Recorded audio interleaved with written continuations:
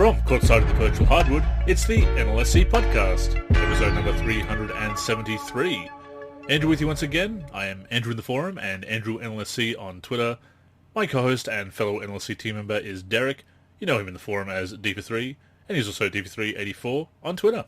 No, I'm happy to be here again. I do want to let our audience know, though, right off the bat, that Andrew and I, quite recently, tried to play a couple games against each other on NBA 2K17 using Steam Play together and Parsec. That's right, we did. And we did. And it didn't go as well as we were hoping. No, unfortunately not. Both ways, it was... it worked, don't get us wrong. It actually worked, but as far as being feasible for one of us, it simply wasn't. There's just too much input lag. Yeah, there was a couple-second delay on shooting and on movement in general and on input that made one of us, unfortunately that was you, at a huge disadvantage. And of course, me on my end, I'm flying up and down the court and everything's reactive and everything and working like perfection on my end.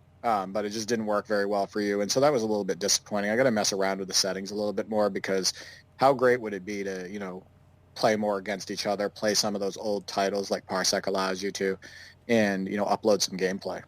It'd be really sure. As you said, we used Parsec in the first game. We were using your Ultimate Classic Teams roster for 2K17, and it was such a fun idea, and it had its moments. But yes, trying to make a jump shot with that input lag, and I've played online in recent years, so I'm aware of input lag. But this is, this actually made the 2K servers look good. So I owe you an apology, 2K servers. Actually, no, I might not go that far, but yes, it was there was so much input lag on the jump shots that it was very difficult to defend, very difficult to react. I couldn't host Parsec because I'm still running Windows 7 on my desktop, which I know it's just a matter of not wanting to upgrade at this point for until I work out some retro gaming options, basically on my PC, on my desktop. But so I can't actually host on Parsec for security reasons. They don't allow Windows 7 systems to host. So we tried that, and it was, as we said, too much lag. We tried Steam Play. I think Steam Play was even worse. Steam Play was quite a bit worse, actually. And then we tried having you host on Steam Play, and there was literally, and this is not a joke, this is not an exaggeration, there was maybe a 7 or 8 second delay sometimes on inputs. Remember, you had the ball on the perimeter, and I did an input, and then by the time it registered, I was shooting a full court three.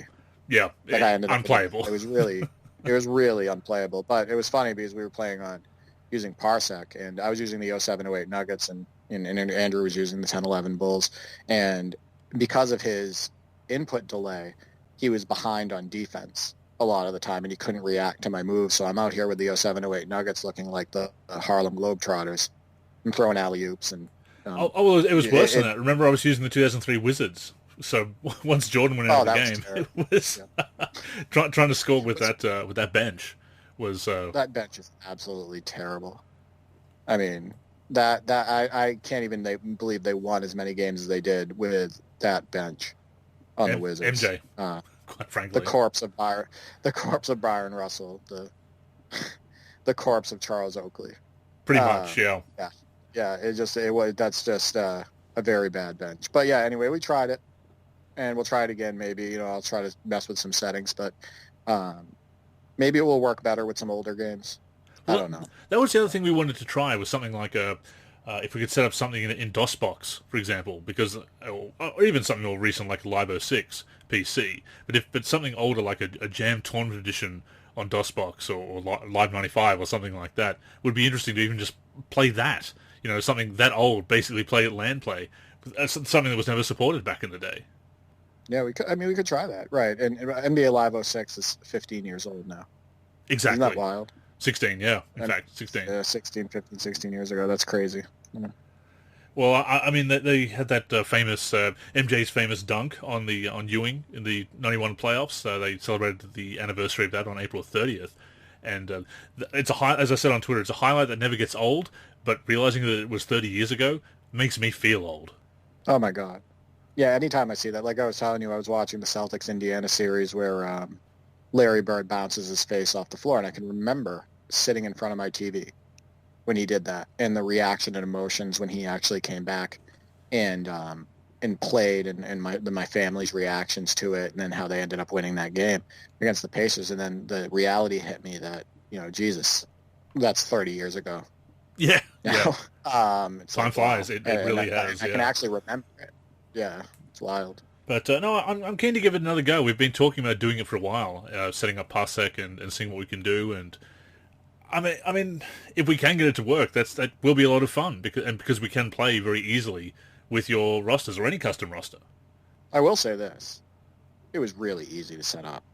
I mean, how easy was it for us to install Parsec and connect? Oh, very easy. It took very easy. Yeah. Oh my God, great program.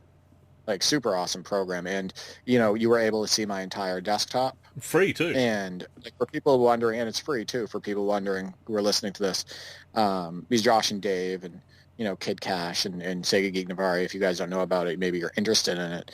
But basically, it's a free program. You install it. It takes, a couple minutes. And you can connect. And you can host, and if you're hosting, the person on the other end can see your desktop, and he can control games. And he doesn't need to own the game either, because he's, playing off of your desktop. So, I mean, that's pretty cool. It's a great program. I mean, obviously hardware and internet speed comes into play at a certain point. And we were also chatting on Skype at the same time, which also takes up a little bit of bandwidth. Not much, but it's all there. So it will be worth fiddling around with the settings and seeing what else we can do with it. Yeah, we'll definitely try again, and we'll give everybody an update. Maybe we try it with an older game, but we really did want to play 2K17. And I'll say that on my end, I was having a good time for a little bit, because obviously it was controlling normal on my end. But, I mean, basically it was fun. I mean, it was frustrating that I couldn't compete. I couldn't be as competitive as I wanted, but the basic idea. What sucked was when I made a really good move with MJ for that mid-range jump shot, and then got the late timing on it and missed. It's like, oh man, that was a good move too, and it looked good. You did like a good looking move, and you'd get into the seams where MJ would in real life, like kind of at that like either like elbow extended or free throw line extended, and you'd pull up, and by the time you released it, you were like landing because of the input lag. So yeah, I mean it sucked, and that you hit a BS end of quarter 3-pointer with Jerry Stackhouse. Yeah. Which never should have gone in, and it bounced high off the rim. Like, I think it hit the top of the backboard and then went in. But I mean, you made the rosters, man. You can't blame that. So it's 100% my fault that Stackhouse made that. Yeah. Absolutely. But speaking of old games, just following up on a previous report, and I did post a bulletin about this over the weekend as well. Apparently, Sony has had a change of heart, Derek. Jim Ryan put out a blog on the official PlayStation blog there, and mentioned that they're going back on their idea. This is actually from a couple of weeks ago. I've neglected to post a bulletin until now, so people may already know. But yes, Sony is going back on their idea to shut down the PlayStation Store for PlayStation 3 and PlayStation Vita. The PSP Store is still closing as of July 2nd now, but the PlayStation 3 Store was going to close down as of August 27th this year, 2021. That is not going to happen now. It's going to remain open. They haven't given a date of closure, probably for a few years at least from the sounds of things. They have listened to the gamer feedback, the outcry over what we talked about a couple of episodes ago. And yeah, so that store will remain open, and that means that NBA Jam on Fire Edition will also remain available, at least for a little while longer. Well, he received a lot of backlash for those comments, and we talked about some of the comments that were underneath the thread, about the older titles and about how people still love them and how they hold up gameplay-wise and even sometimes graphics-wise and whatnot. So that doesn't really surprise me. Now, I do want to exercise caution on this because, I mean, obviously he's responding to that backlash, but remember that his comment was squarely based on his dislike for PS1 and PS2 games, for the not like PS3. So I don't know what's available on the PlayStation 3 store. I don't know if you can get some of those PS1, PS2 games. I have a PlayStation 3, but I don't play it a lot. But really what he was saying was, man, these PS1 and PS2 games just do not hold up. How could anybody play these games? Well, that's true. That's true. And obviously, even though there are disc versions of the PS5, they don't have the old hardware in them, and they don't have an emulator at this time, a software emulator either. So they won't play those old games. PS4, yes. PS3, 2, and 1, no. And of course, the original PS3s did have the PS2 architecture in them for backwards compatibility, but that was taken out in the later models. The model that I have won't play PS2 games, although on the PlayStation Store for PlayStation 3, I did just pick up Liberty City Stories, GTA, Liberty City Stories, yes. Vice City Stories was removed a couple of years ago, probably because of music licensing. It's not back in the store yet.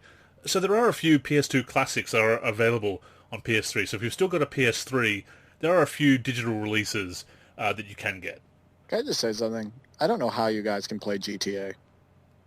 I know that some people just, it's like almost like almost like if you like the original, you know what I mean? Like if you like the gameplay of the original, you just kind of like you kind of enjoy the newer ones. It seems like with GTA, that's the way it seems. It seems like people that play GTA they're like almost like lifelong players of the series. Correct me if I'm wrong, but I can never get into those games.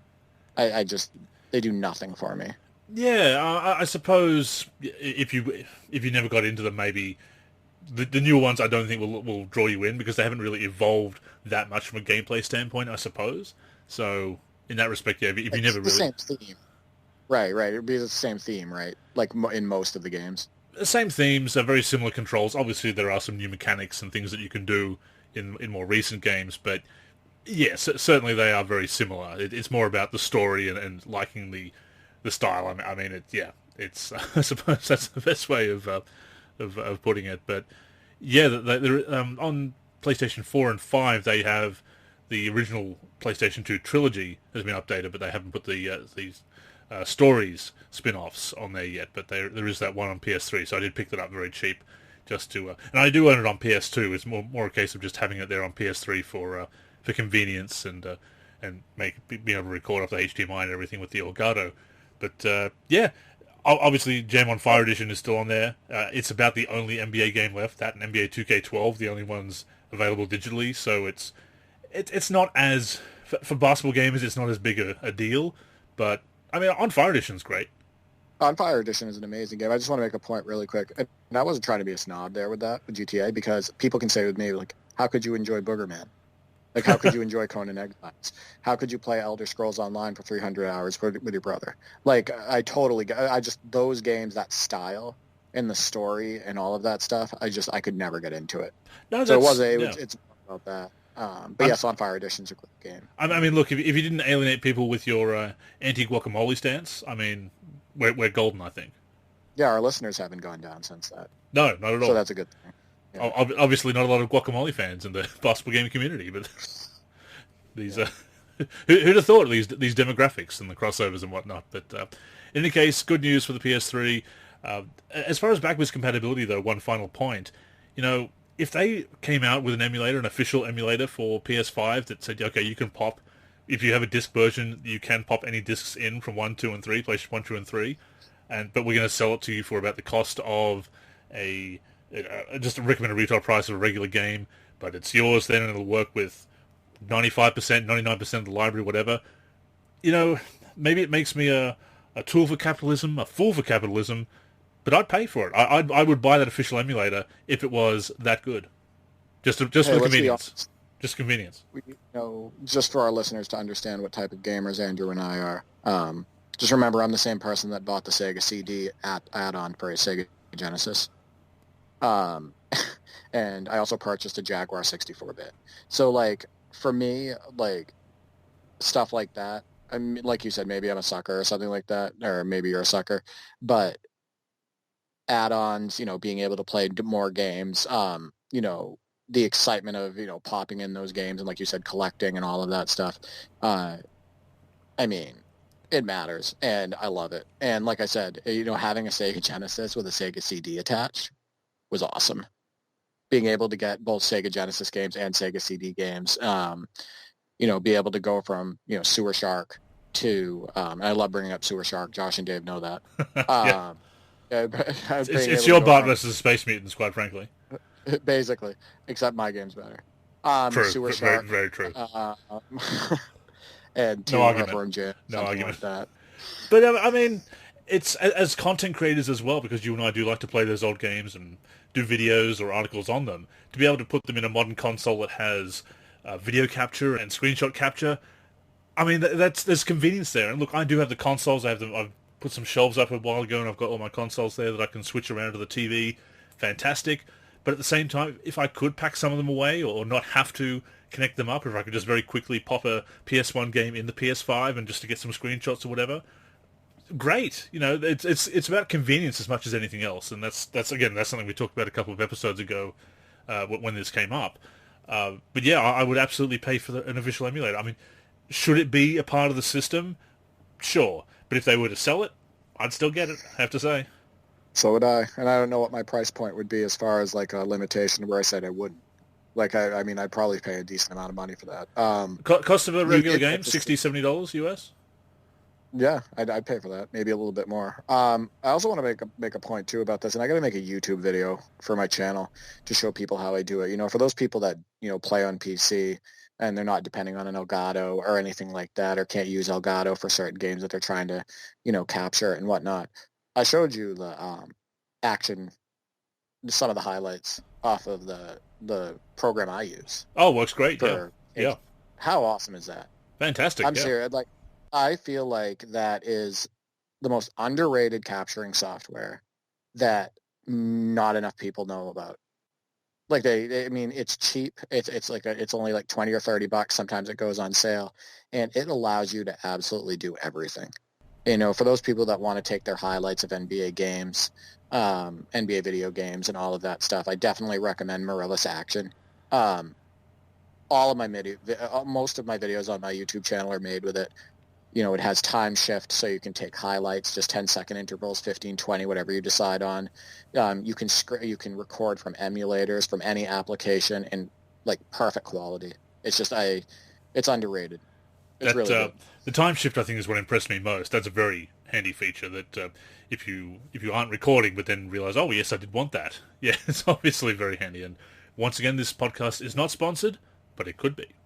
Exactly. And maybe I should reach out to them and be like, hey, listen, I'd love to promote you. Because I like it, and it's non-invasive. Like, you don't get hit with ads or anything like that. It's just a program, and it takes up minimal resources, and you don't get like a frame rate hit or anything. It's just, I'll stop gloating about it. Like, I need to make a video, like, basically, on how I do this, and maybe we'll get more people to use the program.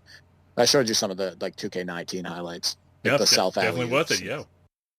So from old games to looking ahead to NBA 2K22, which of course will be coming out later this year, we're a ways off from getting news, Derek, and we're not going to be, you know, back in the day with the podcast, it seemed like every week we're saying, oh, you know, it's a long way to news. We're not going to be doing that every week. Obviously, it's probably going to be about August before we see anything of substance, maybe around June, July at the very earliest, but probably August. Since we only have the one game coming out, or that we know of anyway, and it has been that way for most of the last decade as well, the previous season has definitely become like that. But that being said, we always look forward to getting the new game. We have high hopes for it. We want to enjoy it. As much as we may criticize the games, we do want to enter them with a positive attitude and a hopeful attitude, and we want them to entertain us and be a fun experience on the virtual hardwood. But we will be covering that as the previous season gets underway. But as we look ahead to the previous season, we can't help but reflect on the big announcements, the big additions over the years, the features and content that were added in previous games that really excited us. And we wanted to talk about that this week, and maybe what we're hoping for in NBA 2K22 as well. There has been a lot of stuff over the years, Derek, that has made us, you know, very excited when we see it come out in the previous season. No, yeah, I think this is. I was pretty excited to actually to touch on this. There's some stuff that's come out recently, and I want to say starting in NBA 2K16 mostly, that were new features implemented that they can still build off of too. They can make them a little bit better. They can be more creative with them. They can implement some of them in offline mode or outside of my league and whatnot. But there's new features that came in starting in like 2K16 that are just awesome for NBA 2K. And, you know, sometimes we talk about it, you know, how the gameplay hasn't caught up with some of the depth, and some of the depth is, you know, kind of fake depth. And certain ways that the games have either regressed or declined, but there's definitely a lot of great ideas and new features that have been implemented. And I do want to say, especially since 2K16 and with a also mention of 2K11. I mean, those do definitely stand out, and 2K16 with the rebranding and relocation in my league at the time, and we still have that in my NBA, and we have even more customization now. This is the stuff we didn't expect to see, and perhaps a lot of people at the time thought, well, what else can you do with a franchise mode? And relocation, rebranding is something that people who are really into the mode obviously thought of, but the average person might think, well, we can already play 80 seasons, which some might say is overkill. I don't think many people get through that many seasons, but certainly you can get through multiple seasons. You get the real draft classes if you create them, download them. You've got the deep simulation features, the simcast and everything else. So it's already a very deep mode to begin with, and now of course you've got historical draft classes as well. But when you actually add something like the relocation and the rebranding, that is very special. And again, it's something perhaps we never thought we'd see, especially because the NBA is very careful about what they allow when it comes to, and this is one of the reasons why modding isn't officially supported, or why it's kind of difficult. The NBA is very particular about what goes into their game and what can be done with their license. So the fact that they do allow that was a big step in gaming, and very cool to see. I want to make a quick point too. Kind of a big deal in my family. So you talked about how 80 seasons, right? Like who plays that? So we don't. And my brothers and I, remember I talked about on a previous episode that we had a season where we were all playing on the same team on NBA 2K17, and we actually finished the regular season. I talked about all the awards and the stats and stuff like that, and how it's the first ever season we ever finished in our lives. As many basketball video games as we've played, it's the first time we've ever finished a season together on the same team. Well, we finished the playoffs too, and we won the title. So we got to see the NBA 2K17 trophy presentation, the Eastern Conference champions presentation and stuff. But that was a big deal for us. So I don't know how people, because that's a lot of time to spend on the game, and we play 12-minute quarters. So unless you're simming, like, how do you get through even close to that many seasons? But again, yeah, we did. We finished a full NBA 2K17 season in our lineup just for fun, and I think some of you will enjoy these names. So for the season, I locked on Kobe Bryant, Nick locked on Kevin Garnett, and my brother Mark used the rest of the players. And the roster was made up of Walter McCarty, a lot of video game legends, Walter Herman, Kyle Korver, Troy Murphy, Dirk Nowitzki, Rick Fox, guys like that. And it was a blast. It's sad that the season's actually over, to be honest with you. It does feel like an achievement. I know what you mean when you play every single game, 12-minute quarters, no simulating, and absolutely you need to either play the shorter quarters or simulate, or both. I know when Kenny played the next level in NBA Live 10, his infamous story thread, which has had an overdue induction into our Stories Hall of Fame recently. You can go and check it out there in that section. I know that he did simulate a couple of years and was simulating some games here and there, and also playing, I believe, 8-minute quarters at the time. So you definitely have to shorten things to get through that many years. And even then, I think he got up to about year 17, which was amazing, over a few years too, playing that game Live 10. And I think once it gets to 80 years in the future as well, the fact that you've still got Shaq commentating, and the same commentators as well, I think there's a certain amount of immersion broken at that point, that all the players have moved on, but you've still got, you've still got the same announcers. I don't know. Shaq and Shaq would be like 130 years old. Exactly. Right. Yeah. Yeah. I mean, which that is conceptually the problem with that. And 20. I mean, it's funny that we're coming up on, and this is the other scary thing. You talk about getting older.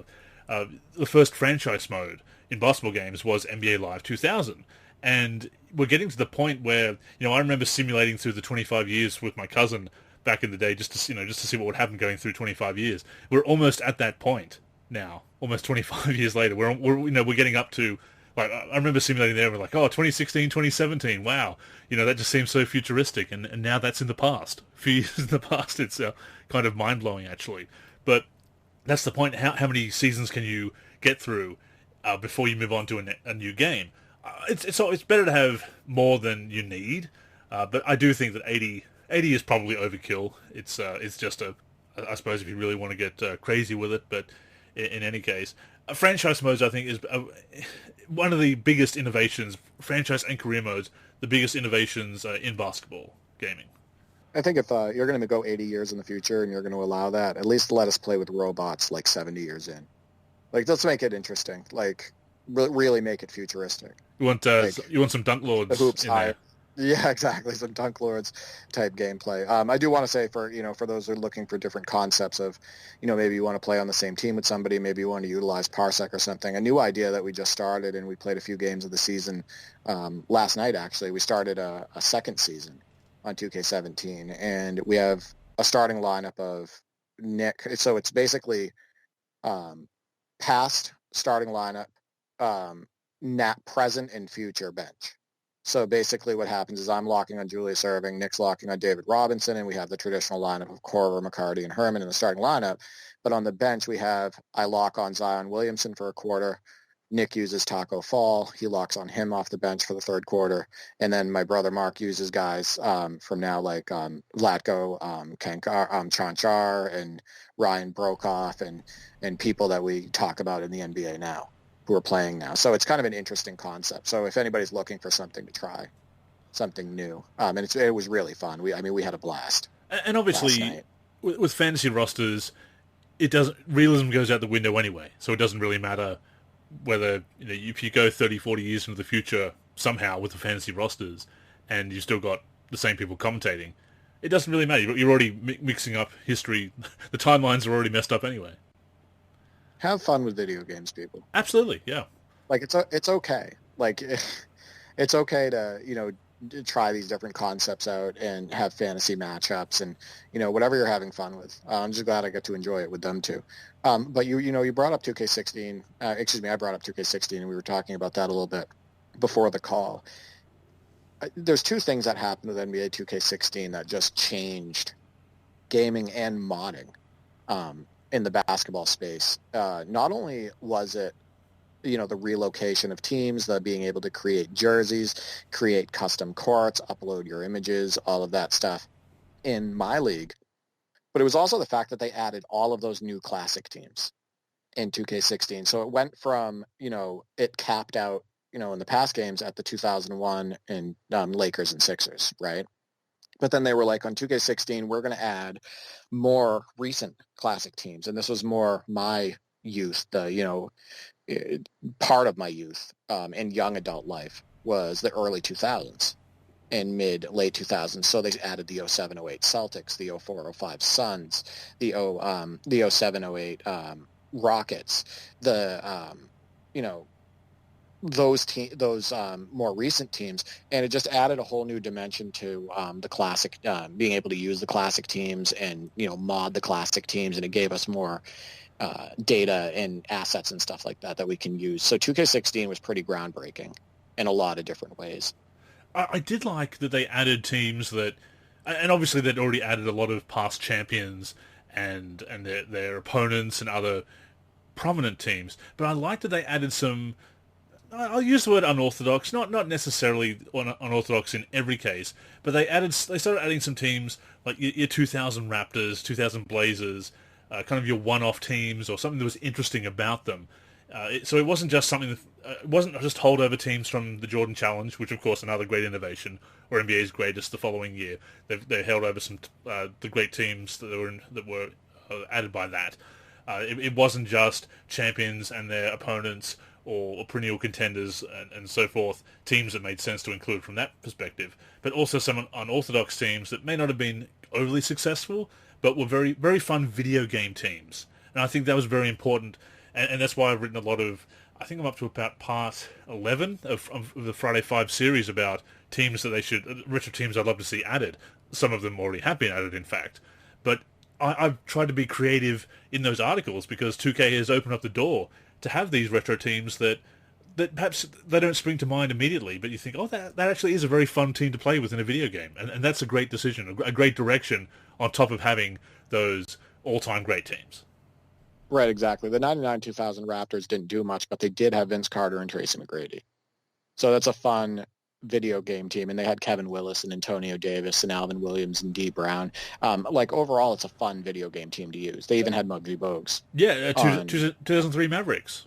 Again, I mean they were Right. they were pretty good, but again, it was kind of they didn't they weren't a champion. They didn't. I don't think they even made the Western Finals, did they, that year? They did not. That was exactly the 02-03 Mavericks who had Walt Williams and Adrian Griffin and whatnot. Yeah, I don't think they did. I think they won 50 games, but they weren't like a titan. They weren't like, I don't think they were a true contender. But I talk about that with the video game teams, and one of my favorite teams to go back and use, and even the thought of using them is like those mid 2000s Steve Francis, Stephon Marbury Knicks. And I want to say that they're in NBA 2K8 as on the Knicks. And either that 2K8 or 2K7, I can't remember. I think it was 2K8 or both. They weren't together long, but Steve Francis and Stephon Marbury in a video game on the same team as a backcourt, you really can't get much better than that. It was 2007 was the only official, part of the way through, of course, the 2006 season, if you updated Live 06 or 2K6 indeed. But yes, out of the box, so to speak, Live 07 was the or in 2K7 were their short. So it was 2K7. Yeah, 2007 season was their so 2K7. Only full season together. That's right. Yeah. So I was just looking back at the. Actually, those I have to correct myself here. The 2003 Mavericks did actually get to the conference finals. They lost to the Spurs 4-2, the eventual champion Spurs, 4-2. They won 60 games that year, so they did actually do pretty well. They kind of dropped off. I was thinking of the 0102 team. Yeah, I think I was thinking of the 0102 team because remember I swapped them out in 2K17. That was the second round. 57 wins. Those early 2000s Mavericks really just came on. 53, 57, 60 wins, 52, 58, 60.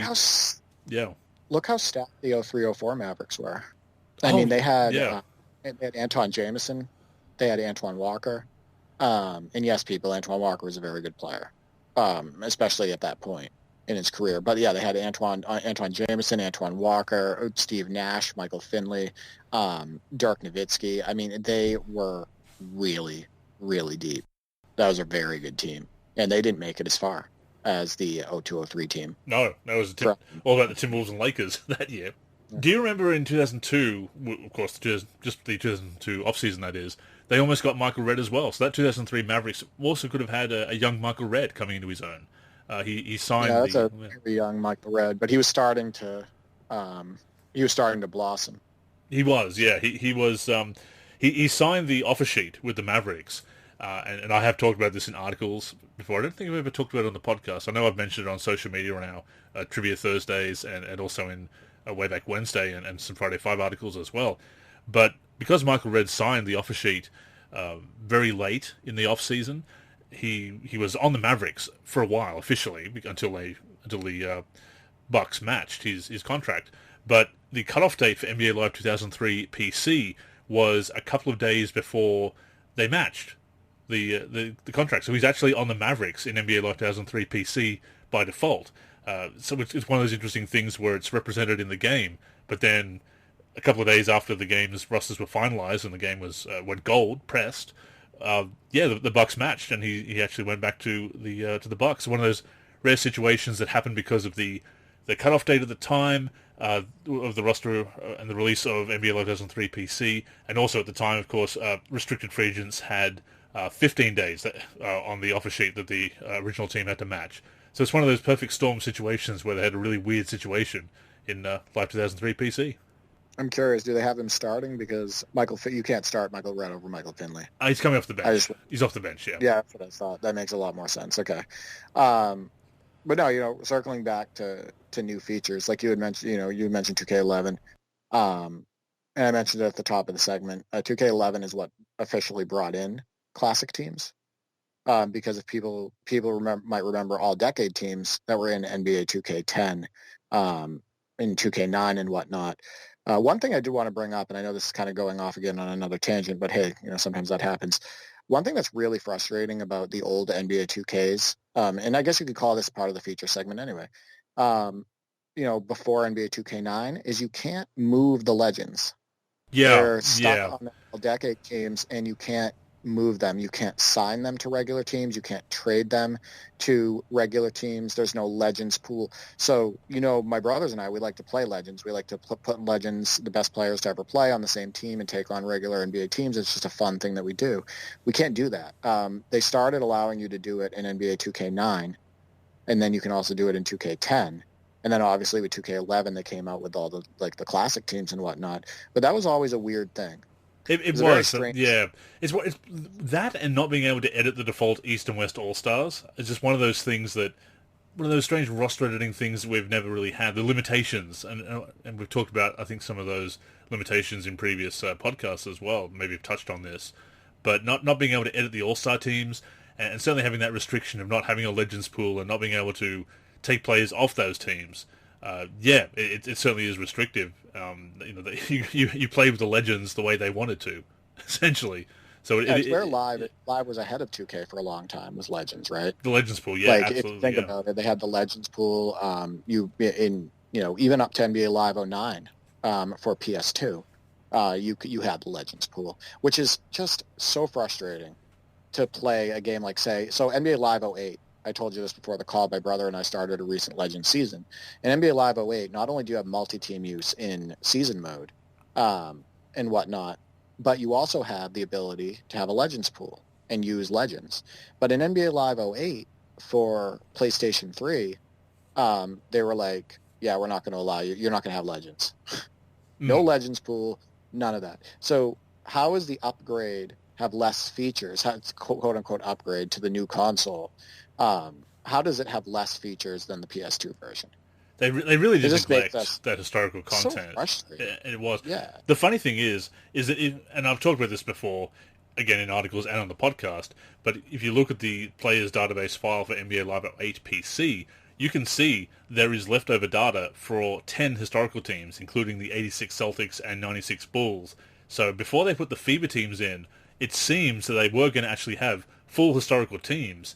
And that would have happened a couple of years before 2K did it with the Jordan Challenge. So imagine, again, the alternate history that could have been if EA had made these good decisions, these better decisions with NBA Live. But they could have had historical teams in Live 08, released in 2007, if they'd got the licensing for it. It's what a huge what if. I want to bring this up too. Is NBA Live 08 for PS2? They were still working hard on this game. I'm sorry, but from a presentation element, if you look at the menus, like the real highlights playing through the menus, the Legends pool, the revamp in graphics, if you look at NBA Live 08 for the PC, if you look at the graphics of it, for PS2 and whatnot, they completely rehauled it from NBA Live 07. The gameplay is sharp still, overall. It has a different look. I believe it also has different camera views. Live 08 for PS2 wasn't just a throw-in, in my opinion. There are still some good qualities in it, and they added stuff. And like you said, it sounds like they were almost looking at, adding classic teams even to it. So I just don't understand why they couldn't have done better on NBA Live 08 for PS3, and why, the depth and stuff like that, like we're talking about, wasn't more of a focus. It's so we talk about new features. How about keeping features? Well, that's been the big thing. How about actually keeping features or expanding on them, right? I was going back and forth, with a chat with, shout out to Teddy Bear the Gamer on Twitter. We were talking about Freestyle Superstars. That was a big feature for 2 games. And we think about it, and people remember Freestyle Superstars. It was in all of 2 games. Yeah, I don't understand. And the mind-blowing thing about that, like you had stated, prior, is they put it as a new feature in Live 06 when they were coming out with the next-gen version, and then they didn't put it in the new next-gen version. It doesn't make any sense. It's supposed to be an upgrade, right? It's supposed to be like an upgrade. It's supposed to be the new version. It's supposed to have not only the same existing depth that was in the prior version, the last-gen version, but also more. It's supposed to be an enhancement. So, if I ever, which I won't, because I'll never have the money to do it, but if I ever got into making games and stuff like that, and you were moving into different platforms and everything, I would never allow the new version on the newest console, the enhanced version, the game that's being marketed the most. I would never allow that to have less depth, less features, than the prior one. I mean, we've Like, seen what a mistake it is with live. it's a Even huge 2K, mistake. you look at 2K14 as on PlayStation 4 and Xbox One, as solid of a release that was, losing some roster-rating functionality, custom teams, not having the traditional association mode. You had the new MyGM, which used virtual currency. You had to purchase and unlock the ability to reorder your roster. There was a lot of design flaws and bad design choices in 2K14. I mean, the graphics were this huge jump. Gameplay was at least as good as prior gen, if not better. So, the fact that it was... I'm so glad that they did avoid, for all the issues we've talked about in 2K21, the fact that 2K21 next gen, or if you want to call it current gen now, whatever, the PlayStation 5 and Xbox Series X, the fact that that didn't lose any depth or any features compared to the PC, PlayStation 4, Xbox One, that they learned from that. I'm so glad they did, because I didn't think... I had a pretty good idea that they were going to carry it all over this time, because I think they realized the mistake with 2K14, but I'm so glad that they did, because that was it's a big knock against 2K14 for all its good points.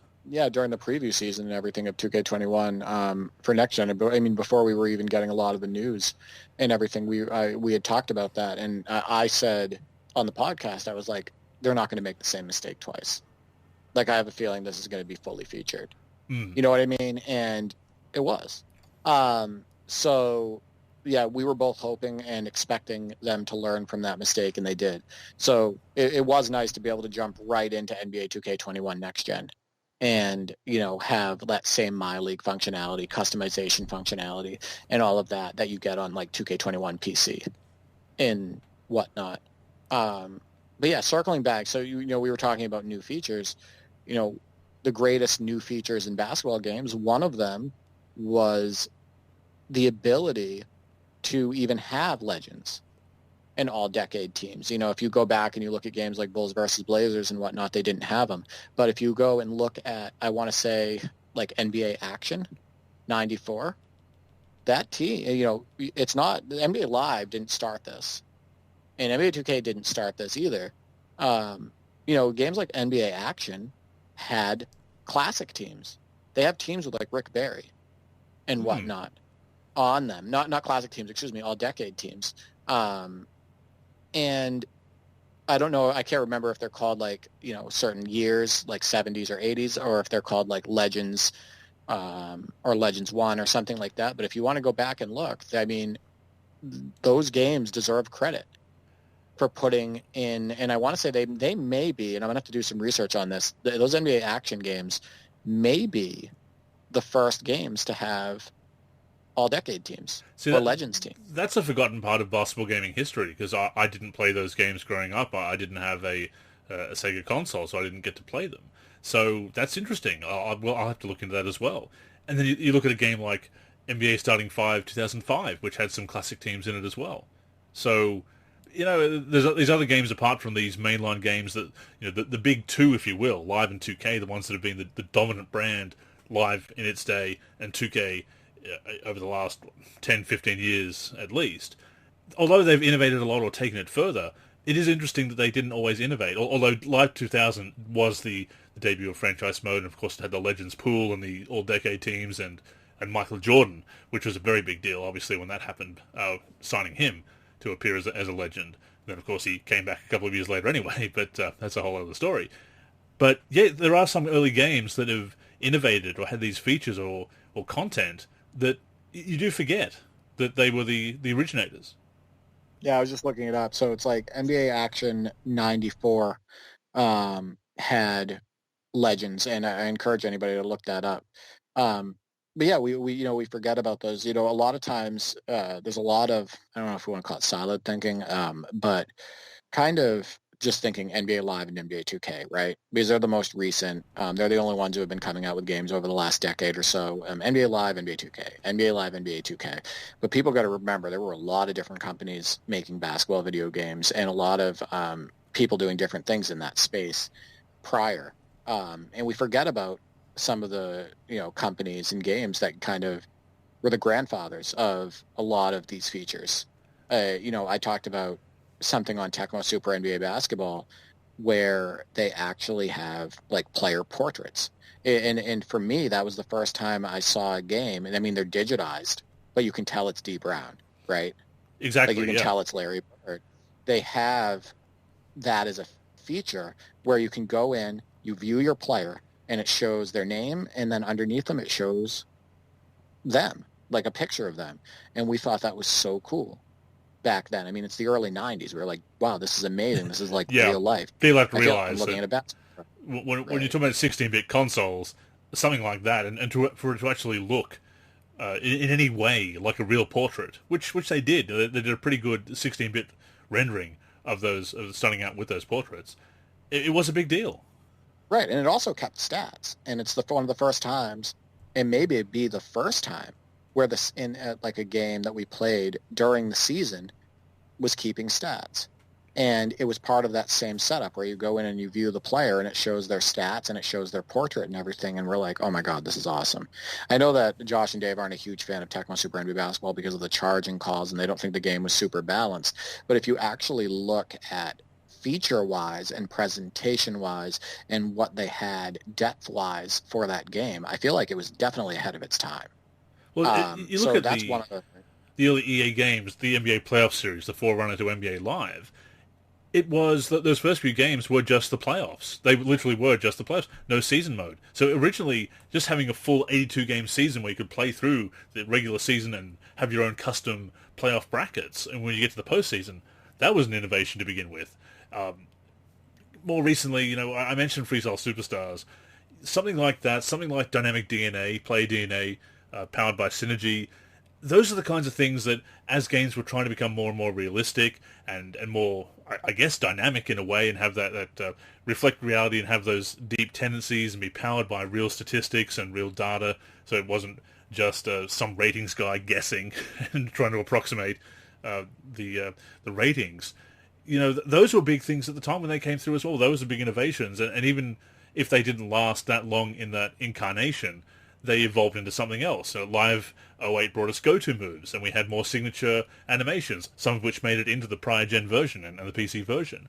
So those gameplay features, right-stick dribbling, finally making its debut, well, first in Live 2003, and then... I was about to say that. And then, of What a course... huge thing. Oh, Absolutely. jeez.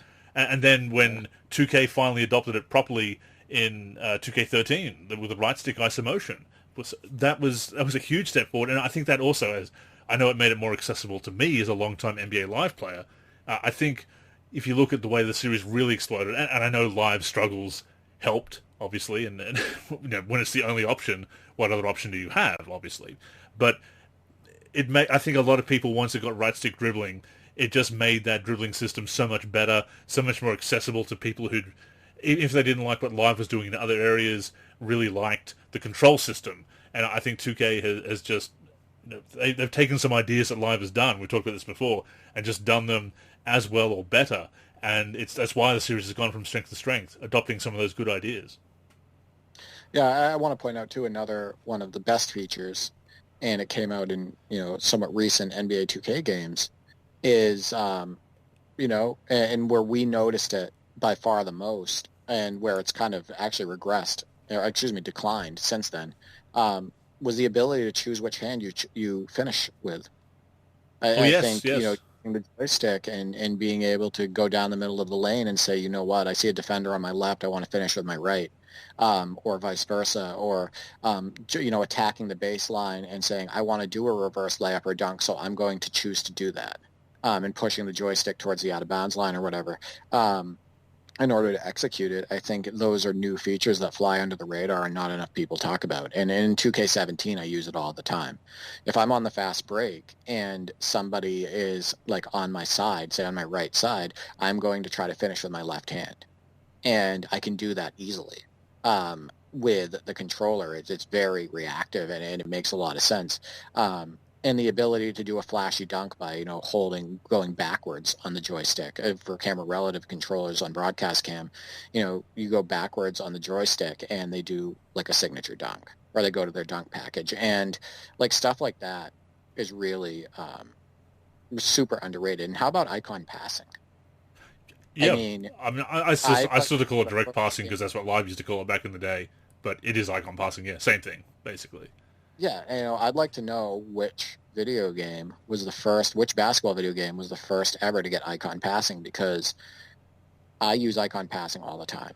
Well, I mean, I Live all the time. 98 had it in 97, so Live 98 had it in 97. I think a couple of games, it was the first time NBA Live had it. I'm pretty sure that other games had it before then.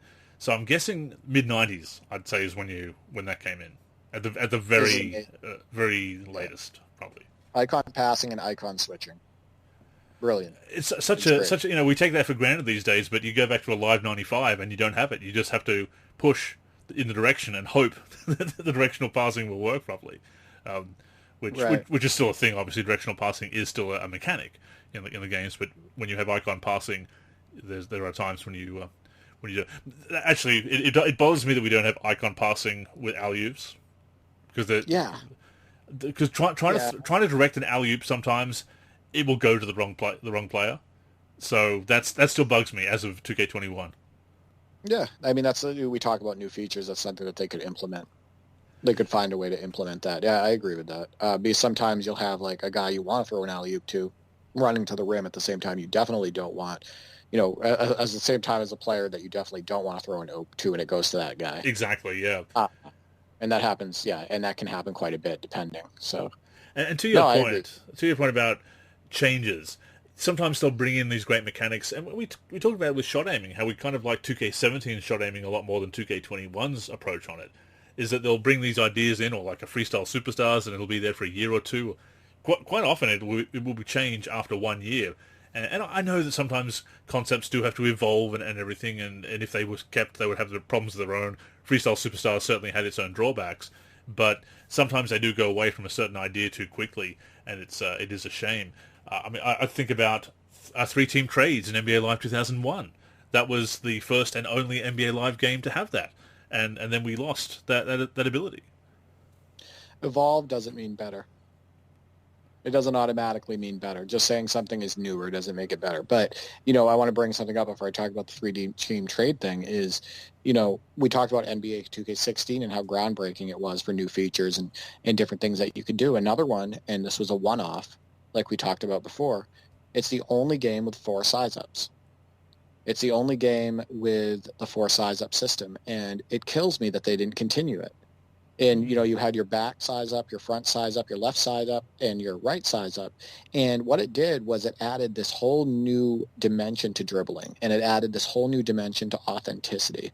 And, instead of giving Russell Westbrook just one of his signature size ups in the front, you can have him do signature size ups from the left and right and play more like Russell Westbrook and stuff like that. So, that was a feature that they implemented in NBA 2K16 that was amazing, and I think one of the best. And then all of a sudden it dropped off, and they haven't had anything like it since. They talk about how, the dribbling, they talk about all these enhanced dribbling systems now, and you see it all the time, like Mike Wong's talking about it, or Desar will talk about it, and they'll bring up all this stuff, but none of the dribbling is not only not as good or feel as good as NBA 2K16, but not as deep as NBA 2K16's dribbling, for NBA 2K21. Or NBA 2K and stuff. So it declined. Absolutely. And it was also frustrating to have to learn new controls every year. I mean, you can talk about learning curves and get good and master the mechanics, etc., and adjust, which you absolutely have to do. But it felt like there was no consistency for a few years there, where they were trying different things, and you just get used to one system, and then 12 months later, they would really revamp it. And as you alluded to, not necessarily for the better. Sometimes they would lose, and Live did the same thing with their signature dribbles and their signature size-ups that they had in Live 14-15. By 16, 18, 19, that system had changed, and it was less sophisticated, although they did bring some other sophistication to it. But making those changes year to year, when they stopped making some of those huge changes and had that consistency with the controller layout and the basic mechanics, it was a lot better for the series, both series, because you didn't have to relearn this whole system. And, of course, Live 07, sometimes it's a good thing they move away from this, the 3 shoot buttons, and I know this from having played Live 07 recently, to get some screenshots again, needed to get some screenshots for future articles, and having to go back to the 3 shoot buttons, the separate dunk and layup button, not just a separate shoot and dunk layup button, but a shoot, dunk, and layup button. that was overkill. That was an example of them trying something for a year and making a good decision by moving away from it. No, and I can agree with that. I think that's way overkill, and more Was. simplified controllers better for not only for competition, just for overall fun factor. I think it just makes a lot more sense. I do want to bring up another thing too that's frustrating that they implemented that was great and then they took it away. Is NBA 2K11 one of the new features, and it's not talked about enough again, because you have to go back and play 2K10 to see it, and 2K9 is, better, proper foot planning. They, in 2K11, and you play 2K11 quite a bit now, and you can see it, players foot plant appropriately. Absolutely, yeah. For the most part, Less you can sliding. stop and shoot. There's less sliding and whatnot, and then they kept that, and they had it for 2K11, 2K12, 13, 14, 15, 16, 17, and then all of a sudden, new motion system, bam, 2K18, 19, 20, 21, skating. Poor foot planning. Go back and play 2K9, and then go play some of the more recent 2Ks, and you'll see a similar foot planning issue in those games. Actually, 2K9, it's easier to stop on a dime and shoot, to be honest with you, than the recent 2Ks. But yeah, it's another thing where they had that nice feature of, hey, we're going to give you guys more control. Players are going to foot plant properly. You're going to be able to stop on a dime and shoot, all of that stuff. And that's why you and I both love the shooting and the feel overall of NBA 2K17. And then they took it away. So it can get frustrating when you see that, especially because these are supposed to be the evolved, new, more enhanced versions of the games. Indeed.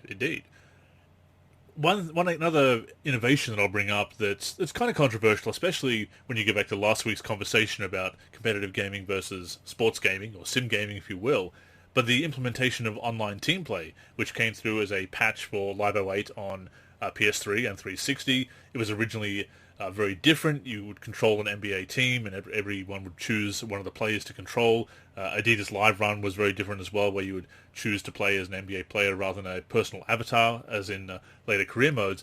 But online team play, for all its issues, for all the problems that the competitive scene has brought on itself and also to the offline play, I mean, online team play is a big deal, as that was becoming more of a thing that consoles were connecting to the internet, we were getting more connected, online multiplayer was becoming more of a thing. I know it's not really your thing, and obviously, once again, it has caused problems of its own, but the ability to have up to 10 people on 10 different consoles playing online, each controlling a single player and having to work together as a team, conceptually at least, is a very creative and potentially fun idea if you're into it. It's cool.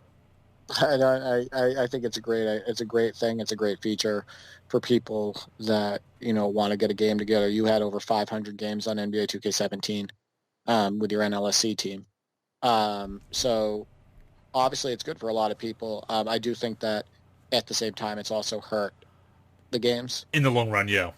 So I have this like love-hate thing with it. Like, I see the reason why it's there. I'm glad that people enjoy it, and I think that if executed properly, it's an amazing feature. And I think you saw that a little bit with NBA Live 19, especially even like in the rebirth of NBA Live 19, where people were starting to play it again and whatnot, and they were having a good time. So I can see it, but I can also see how it's hurt other aspects of the games and the focus on that type of play. So yeah, it's definitely a love-hate with those new features. It is hard to give it credit when it's also kind of damaging in such a toxic scene, sadly, because of how good it can be. And even going back to playing online team play in NBA Live 08, I got on there for a few games with some of the guys from the community, and it was fun at the time. It was a novelty. I didn't have as good of an internet connection then, so it wasn't always as... you talk about lag these days, it was there was even more problems back then. But it's conceptually it's very cool, even though it does have its problems and its drawbacks of some of the effects that it's had on the scene. But it's another one of those big things. And of course, when they introduced the playground and my career in the connected experience, it was obviously a big innovation, despite some of the drawbacks, obviously. And you look at the ways that they've combined my league and my GM into my NBA, and of course what they've done with the WNBA modes in 2K20, 2K21 as well has been very impressive, and continue to innovate on a mode that was once the flagship mode of the games. Franchise mode was the mode back in the day. Now it is more of the My Career and the connected modes. But they've still been able to add to that, and of course add those customization features. So as we've talked about before, as we look ahead to 2K22, the idea that they've done pretty much all they can with the modes, whether it be My Career or My NBA or My Team or anything else. And once again, of course, the card collecting modes, for all their drawbacks with being recurrent revenue mechanics driven, or they are very fun modes if you enjoy them, or certainly can be. But there's still many things they could do with the modes in 2K, and certainly Live can as well. But even 2K, for as deep as it is, still so many things they can do, so many things that we can potentially look forward to in 2K22. To that point, what are you looking forward to in 2K22 or hoping for? Well, I want to bring up a couple of things. Well, first off, my NBA, as deep as it is and how fantastic it is depth-wise, there's definitely still more they can do with it. And that's the exciting part. We talked about like roster limits, like, allowing us to not have to have 14 players on a roster, stuff like that. There's more customization they can do with it. They can bring that customization into outside of my NBA and put it in just like regular, offline roster management. So there's still so many things they can do with basketball gaming. So that is exciting. And I do want to bring up one more new feature that I actually really like, and I think it brings out some awesome animations and whatnot. And that's contact alley-oops, contact dunk alley-oop animations. In NBA 2K21. I think that was a great new feature. I think it looks awesome. When we play Legends, it's really cool to see it. There's a lot of different animations as far as like how the defenders react to those dunks and, the different style of dunks that you can do, and just the contact dunk animations in general. So I do want to say that that's another new feature. Just to interject there, the only problem with it is that they didn't add contact blocks. So they are a bit overpowered. That is something. Yeah, exactly. They really needed to do that at the same time. So that was kind of a... Yeah, and I mean, that's got to be harder to implement. True. I would... But this is kind of an issue, not to get off track, too much for what we're talking about for 2K22, but you look back at some of the features they've implemented, like a freestyle control, for example. In 2003, it was very overpowered. You didn't really... It was very much geared towards the offense. You didn't really have the defensive tools to counteract it yet. So sometimes games will introduce things, but they won't have the counter system in place, especially if it's an offensive... Right, like 2K13. Right, like 2K13, where dunking is just ridiculously overpowered as a defender. Yeah, you can't really block dunks. It's very rare, and your hand goes through the ball, like when you're trying to block them.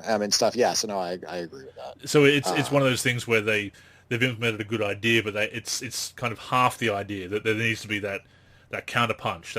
Usually because, offense sells. When you look at, and I'll admit to this when I'm getting screenshots, most of my screenshots that I get of players are doing something on offense. Because offense is where, defense wins championships, allegedly, these days, who knows. And of course there are defensive highlights, but it is the amazing shots, the up and under layups, the tremendous dunks, a big three-pointer in somebody's face. Scoring gets attention as far as the highlight reels, usually. When you're allowed to play defense. That's true as well. But as far as mechanics in basketball games, there's often a more of a focus on offensive abilities, sometimes to the detriment of not being able to of the defensive mechanics. So you don't actually have the tools to be able to play defense. A lot of old basketball games, it is very difficult to play defense because there's just no counter to it. You either get the block or a steal or a foul, sometimes if you like, or you get away with a push, get away with a hand check or something and get a steal. Right. Because the physicality wasn't there, you couldn't really alter shots, you either block them or just got the steal. So you didn't have the tools in the older games. And that, I've said this before, a staple of bad games is that you have no real defensive mechanics or no effective defensive mechanics. And unfortunately, sometimes when these new features have come in, like a Freestyle Superstars, they are very overpowering because there's no... And Freestyle Superstars did have defensive Freestyle Superstar moves as well, but they weren't really as deep as the offensive moves, so it was very hard to counter. Right. How many times have you seen that Shaquille O'Neal dunk on Chris Dudley? Like hundreds. How many times have you seen a Shaq block? Exactly. So that's exactly like you said. Offense sells, and that's what we want to look at and all of that stuff. And that's the screenshots and videos we post and stuff. When I post videos on my YouTube for gameplay, I try to include some defensive highlights. You'll see some blocks and whatnot. But you're not seeing me put a 10-minute block reel for a video game, but you will see me do a 10-minute dunk reel. So that's just kind of the way it is, and it's exciting and whatnot. NBA 2K22, kind of what I've already mentioned, what I'd like to see is that roster limit. The thing I want to see most is that roster limit go away. The 14-player roster limit. I want there to be a setting. 2K, if you're listening, I want there to be a setting that allows us to bypass that 14-player roster limit, and maybe they allow us to have 8 or 10 max on a roster where the game doesn't force players onto your team from the free agent list or from somewhere else in order to fill that roster limit. And the biggest reason is because, as we know, retro rosters are still king in a lot of ways. They're downloaded a lot. People love to download retro single season rosters or classic teams rosters and all of that stuff. And 14 players wasn't always a requirement, number one. Number two, we're limited with assets that we can use. So I think that that would be number one.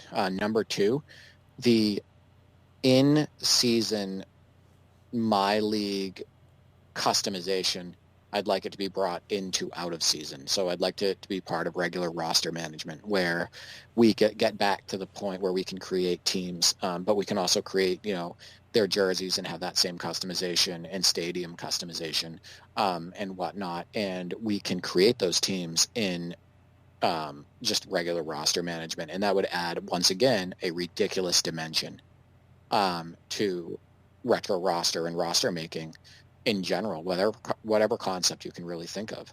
And then you can share those rosters and people can just go and grab them and do what they want with them and then throw them into a My League. So those would be the two features that I'd like to see the most. So from a gameplay perspective, what I'd like to see is stronger defensive AI as a feature. I know that sounds like it's not really a feature, but it is kind of. It's a gameplay feature that I need implemented. Worth mentioning. It's worth mentioning. We shouldn't have the ability to just run by the computer, go wide and score. Proper foot planning is still a must. Stronger AI awareness where we can't just run up the middle of the floor and then a player, instead of reacting to the ball, he's just looking at his assignment and he just lets the offensive player run by him for an easy score. Stuff like that. I think that feature-wise, defensive AI needs to be paramount, and not at the peril of offensive effectiveness or feel either. Like you shouldn't have to slow down the offense or make the offense handicap just to make the defense seem better. Like it all needs to work as one solid, cohesive unit. I think that another thing is out of the box with default sliders, the game feels very sluggish on NBA 2K21 Next Gen. I talked about this on another episode where without slider tweaks, you really feel like you're running in the mud, and they really need to focus on feel, how players really move in real life, like how humans move, how these athletes move. And those players need to feel light. They need to, be able to move the way they do in real life, etc. And I think that would add a lot to the feel of the game. And then lastly, I've talked about this before. I've made a couple threads on it. They need somebody who knows hoop, who's going to go in and make these classic teams the right way.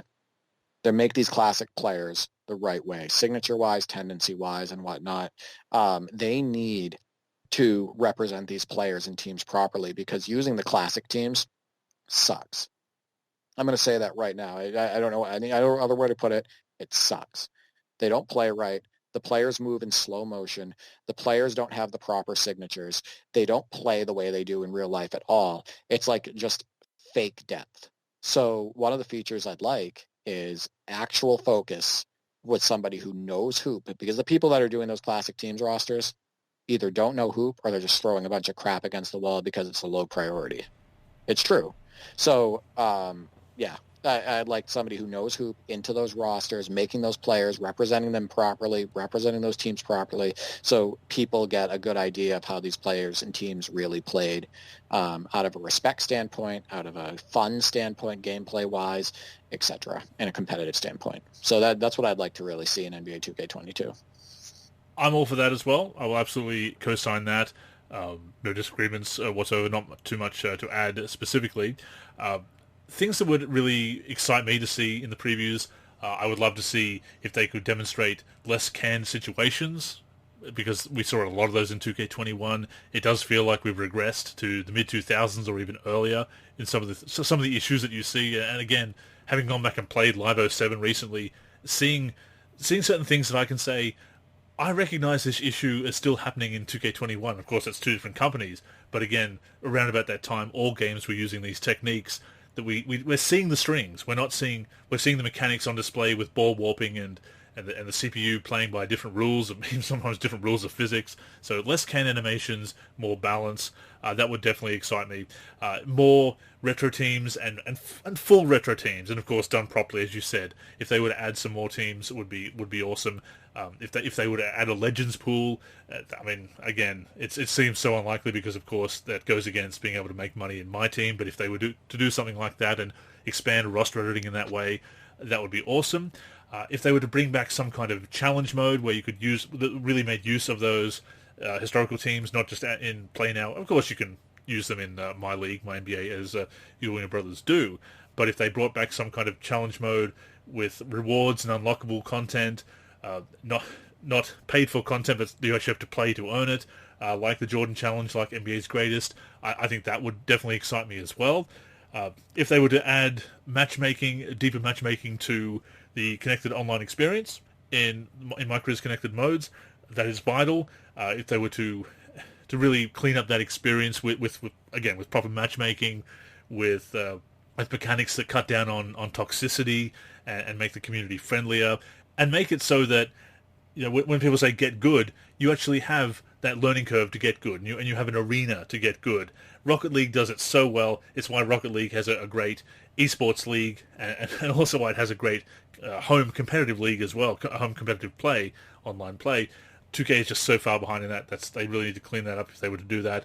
It would certainly encourage, I know, me and others that I played with, Ben and Kenny and Leo and the X, etc., might get back onto that if that was better. And of course, conceptually, you need to do things like less grindy mechanics in my career, and some of the things they do in my team with the auction house, where the auction house prices are so out of control. If they can regulate that a bit better, and stop the whole situation with MT being able to be bought by third parties, and just contributing to the auction house being out of control, that's something they need to clean up. As far as other modes and content, like you said, being able to have those historical rules and be able to change some of the restrictions in my NBA, that's kind of the things that would excite me. I mean, some of the things that they announced over the last couple of years, there's some of them sounded good, some of them have worked out okay, but it's been a while since I've been really excited to hear something. But something like that, and if they can actually prove it, and actually have, in the gameplay blog, actually have videos that show an improvement and show less can animations and show less can situations and phony moments, and actually add some, bring back custom teams. If they were to bring back some things like that's what would really get me hyped for NBA 2K22. I think a couple things I want to point out really quick. So I don't think a Legends pool is really necessary in NBA 2K, the newest ones. I think it would be something that people would kind of be like, why is this here? Because we already have all the all-time teams and classic teams where you can just grab players. But I can see how it would be kind of ease of use, maybe different versions of players, even though that's also kind of in the classic teams, all-time teams thing, where you can just quickly pluck them from a Legends pool, almost like you could in the old NBA Live games. But I'm not sure that that's something that we'd ever see. I mean, that is true. You can use it that way, especially with the multiple versions. It's more a case of being able to do that without destroying the. Be able to keep those teams intact while also, or having a proper or having a proper clone player option. How about that? I know we've got player DNA, but if you could have a proper clone player that clones it with all their stats and everything else immediately, that'd be cool. Yeah, I think DNA covers. You just mentioned covers a lot of that. But yeah, I think. But the Legends pools in the old lives were great, though, weren't they? They were just fantastic. Absolutely, yeah. I do one of the greatest new features, too, I want to bring up really quick before we move to the mailbag, is the ability to run a fantasy draft with all the different options where it's like keep best. or you can select only from the current NBA teams, or you can include all the NBA teams. So I don't know if that was a Leftos thing or if that was who thought of that, but that was an amazing thing. It allows us, my brothers and I, to jump into a fantasy draft with legends and just keep the best version of each legend. So it automatically chooses them. And then we can just jump in. And I think that is a very rated and not talked about new feature It's that was in the NBA little quality of 2K21. life things, yeah. They're the things that you don't really notice Yeah. until they're gone. Right. It's a big thing for us. Mm. Because otherwise we would have had to select, like put the legends on regular teams, like the ones that we wanted. But now all we have to do is keep best. So I think that's pretty cool. So, good job on them for that. So the little things can be very big at the end of the day. Ease of use and Yep. just being able to facilitate these different experiences and the fun. Yeah, it's the little things that you don't really think of. Maybe not everybody uses them, but those who do, they're just so valuable. 100%. And it all obviously depends on the end user, but I guarantee we're not the only ones that use that. So that feature. So those are some of the things that we're looking forward to in NBA 2K22 that would hype us up, and some of the things that have excited us in previous games, previous generations. And I would like to be excited again, Derek. It's hard not to feel cynical as you get older and you've played a lot of games and you've been let down a few times. And of course, there are concepts these days with, again, recurrent revenue mechanics and certain design approaches that they're not really meant for us. And of course, something else that I would throw out there, of course, is being able to have a streamlined experience, not have to run around the city, although that seems like a pipe dream, quite frankly. I don't think they're going to move away from that. But if they can bring those things back, if they can cater to as many people as possible, and if they can bring back some cool features and really polish up some mechanics, no, I mean, I want to enter every previous season as optimistically as possible. I think sometimes a little bit of cynicism and certainly skepticism is healthy, but it's, we were talking about it before we started recording the show, what we're going to talk about this week, and there's a topic that we want to circle back to it at a certain point, but we looked at some of the topics we've talked about in recent shows, and of course we never want to sugarcoat anything or lie or kiss ass or anything like that. But we thought that we have been talking about we have been covering some issues that we maybe feel a bit cynical, a bit negative about. So it's been good to reflect on features and content that really pleased us in previous games and really hyped us up for the new game. And I would love to continue to feel that way, because it's not fun to feel cynical, and it's it can be such a negative, toxic emotion at times. It's not without reason, obviously, but no, I want to enter try and have as open a mind as possible with every previous season, while also taking things with a grain of salt and, not getting too ahead of myself or anything. But no, I want to enjoy basketball gaming, so I want to have fun with the previous season as well. So hoping for the best. Yeah, like I told you before the call, my brothers and I went back and tried to play like a draft on NBA 2K21 for the PC. It was like a fantasy draft, and we're all playing on the same team. And we played a game, and the amount of frustration was unbelievable. Trying to dodge issues and the delay in passing and the being sucked into defenders and like 2 or 3 seconds to make a pass that should happen immediately, dropping the ball in the post for no reason, missing constant layups right at the hoop with a bigger guy and a smaller guy just because his body became attached to us. Just the constant skating, not being able to stop on a dime and shoot, stuff like that. So we played one game and then immediately switched back. We were like, this is something that is not doing it for us. It's a healthy decision to do that as well. Yeah, we went back to play 2K17, and it was just such a free-flowing, more fun, more realistic, actually, experience, etc. Without the delay, without the frustrations, without the constant trying to dodge exploits, all of that stuff, and dodge legacy issues. So yeah, I just wanted to point that out too. Is we want these games to be great, and I want to be super excited about NBA 2K22, but I'm still skeptical.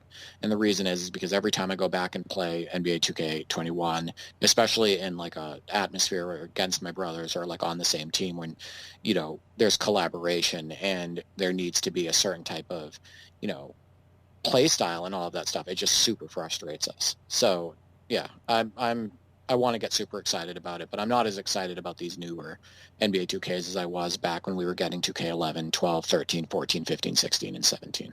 Well, we can also see the direction. So it's again, it's hard to shake some of that cynicism, but if they can also do some things that cater to our tastes as well, so much the better. But I will say 2K17 very responsive, unless it's over Parsec, in which case we still need to work out a couple of kinks there. But nevertheless, Exactly. still one of our favorite games. So we have arrived at the mailbag, which of course we love doing, Derek, and we have a couple more questions from Sega Geek Navarre to get to this week. Some interesting questions to sink our teeth into. Thanks a lot for the questions. Always good questions. You guys come up with stuff every week, so we appreciate it. And definitely keep it coming. But with that being said, Sega Geek Navarre wants to know about our overall thoughts on NBA Live 09 on PlayStation 2. This has come up during the course of this show, and we do definitely have some thoughts on that, Derek. I told you I just revisited that, actually, because I was playing NBA Live 08. My brother and I started a season with Legends, and then I was like, you know what, I'm going to play NBA Live 09 for PS2 and see how that feels, because I want to revisit it. Good timing. And from a graphics perspective, I like what they did. I think it looks good for a PlayStation 2 title. I like the difference in camera views. I really like the skybox camera in that game when you zoom it out and whatnot. The default broadcast camera is a little bit too low, but it does give you a different perspective and a different look for NBA Live. It's just not my favorite camera view. I love the presentation on NBA Live 08 and NBA Live 09 for PS2. I like the menus. I like the real highlights that are shown, all of that stuff. Roster management, again, is still... it has the Legends pool, though the Legends pool is kind of limited. Like, you have an 83 overall Kareem Abdul-Jabbar, and that's the only choice you have. It's the bald one. And you can't, like, David Robinson, I believe, is missing from the Legends pool, but he's on the all-decade teams, but you can't move him. So there's, like, some limitations with, like, the Legends with that game. From a gameplay perspective, it took a major step back from NBA Live 08 PS2. And the biggest reason is because all of a sudden you lost control of your players. Like, if you try to run in a straight line, they'll go wide. Or if you try to turn a corner, they make you go wider than you really actually intend to go. The mechanics just seem off. You don't have as much control over the dribbling. There's a lot of momentum with the dribbling. So even if you just try to stop and do a quick change of direction, like through the legs and go in the opposite way, the game drags you forward. And you don't have control. So my thing with NBA Live 09 for PS2, I think it's far worse from a gameplay perspective than Live 08 for PS2. Like, it took a step back. And it seems like is they tried to make some slight tweaks to the motion system, and in doing so, they took control away from the user. I want, Sega Geek Navarre, if you own those games, or anybody else who owns those games, I want you to play those games back to back. Play Live 08 and then Live 09 for PS2, and you'll see the big difference in player movement. It's, I won't say that no effort was put into it, because that's a, laziness. People throw that word around way too much. And there's definitely effort there, and they were trying, which I'll get into in a moment. There's something that they did that wasn't. We talked earlier about things that were making it into last gen and not current gen or next gen, as the case may be, and there is a great example of that in Live 09 for PS2. Gameplay wise, absolutely rough, very sloppy. I didn't really care for Live 08 PS2 or PC either. There's an issue where you get stuck on the free throw line when you can't move your players along the free throw lane until the ball hits the rim, not just the shooter but the other players as well. Shot distribution, it's kind of garbage. The sim engine I want to put something out. Did I tell you about... I'm sorry, I need to interrupt you. Did I tell you about Jermaine O'Neal? No. People would be interested in this. So play NBA Live 08, play it on the hardest difficulty, and go against the Pacers. They go to Jermaine O'Neal like 100% of the time. He attempted over 80 shots against us. And we're using Legends, and he scored 81 points. And it doesn't matter what defense is on you. It doesn't matter if you throw two people on him. It doesn't matter what you're doing. They will go. It doesn't matter if you're standing in front of him. They will throw it to Jermaine O'Neal, and he will score. And he will go up immediately right when he catches the ball. It doesn't matter what defense you're playing. So it's super frustrating. So I agree with you about the gameplay balance. That is one big problem, shot distribution in NBA Live 08. It's... In Live 09 PS2, I had a game where Jason Richardson, then of the Bobcats, scored over 100 points against me on 12-minute quarters. Again, trying to do everything I could, but he's abusing the the remnants of the go-to moves, the just unstoppable dunks. Again, a contact dunk animation you can't really do anything about, which is, again, kind of, as we said, a situation that's reared its ugly head in 2K21, although the animations in 2K21 much better, much more enjoyable, for that matter. The sim engine is broken in Dynasty mode. The simulated stats are just complete garbage. I don't know what happened in Live 08 and Live 09. It's not a very fun game for me to revisit because it just doesn't give me any kind of experience that I enjoy. Interestingly, when you start up the game, it does present you with the option whether you want a arcade or simulation settings. And no matter what, you got arcade. You can choose whatever you want. I mean, that's true. Yeah, it's just whether you want whether it turns the rules off or not. Basically, the style of play is the same. Absolutely true. So it's not a very fun game to play from that perspective. The interesting thing, though, is that it has a mode called Be a Pro. And Be a Pro was also in the PS3 and Xbox 360 version of NBA Live 09. And in that version, it was a single game version. In the PS3 and Xbox 360, Be a Pro was a single game version of online team play, but offline. So it was kind of like a practice version of online team play, where you could just control a single player and play with them and try and get the highest grade possible, just to really practice being player locked. There was no actual career mode. In the PS2 version, however, Be a Pro was actually a single season career mode. It is the first, I think, career mode in Live or 2K was in Live 09 PS2. Again, Live didn't have it till Live 14 with Rising Star. My Player didn't come in until 2K10. So you kind of have that story mode in NBA The Life, but it's very different. It's more scenarios rather than what they did. I mean, it was more like a modern career mode, except a single season. And it was just there in the PS2 version, and not the PS3 or the Xbox 360 version. So it just very randomly had the better version and as a forerunner to the modern career mode in that version. It was weird. Testing grounds. Pretty much, yeah. That's the way I look at it. It's used as testing grounds. To go back, I just want to go back to what I was saying about it, to go back to his original question, what do you think of it? I think that, we hate to say lazy or whatever, but I think that at that point with NBA Live 09 PC, they were kind of mailing it in. And the way I look at it is, from a gameplay perspective, it feels like they kind of mailed it in. And they were just kind of throwing features into the game that have just been in just like the most recent games without any like major upgrades and stuff like that. I think that I will say this, and I don't know how much you're going to agree with this. I think that the graphics in NBA Live 08, and I said this before, and NBA Live 09 are quite a bit better than like Live 06.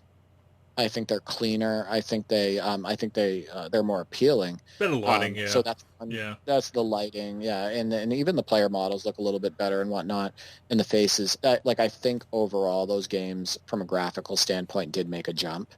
And they look. There is some that they were trying to push the most they could out of that hardware. Absolutely, right. And I think they did. I think they got a lot out of it. I think it looks pretty good, but. Yeah. And you're right. They also added as much as they could. I mean, they added the extra FIBA teams in Live 09, and they made it into PS2 as well. So they were doing that. They even they tried to put DNA in there. Obviously, there couldn't be updates to it, so I don't know why they bothered to do streaks and DNA in that, because it started out with a lot. I want to point something out. That is a good point about the FIBA team too. So maybe mailing it in is the wrong word. Maybe they pushed it as far as they thought they could. I mean, maybe that's they added a few things that would to have new things. Obviously, so they added things that they could add, and adding new teams and players, that's just artwork and database work, right? So it wasn't really mechanics or features as such. Although again, they did have the Be a Pro mode that was essentially a single season career mode, which was again mind blowing that they did that. But when you look at the rest of it, the broken sim engine, nothing else was really new. You kind of had the half-hearted version of dynamic DNA, which you can't really have dynamic DNA for a version that doesn't get roster updates. It doesn't get actual dynamic updates, so it was kind of a lot of players were starting the season on a cold streak and never really. I mean, it just affected the whole simulator performance and in-gameplay performance as well. To sum it up, my overall thoughts on Live 09 PS2, I'm going to quote myself from my review that I posted of it back in the day. I called it inexcusably sloppy. And it's a term that I've come to use whenever I'm really frustrated with what seems like a lack of effort. It was actually outsourced, much like the 08 for PS2 and PC outsourced to HP Studios, which now actually works with 2K on their on the golf game that they do. What used to be the golf club, but now it's PGA 2K. But they've made some pretty good games over the years, but those versions that they worked on, EA outsourced the prior gen, current gen version, what do you want to call it, the PS2 version of Live 09 and Live 08 PC and PS2 to HP Studios. So EA won't even really have anything directly to do with it. That's why the PC version had no patch. They were afterthoughts and pretty sloppy products overall. So unfortunately... Inexcusably sloppy, though, is mainly based on the gameplay.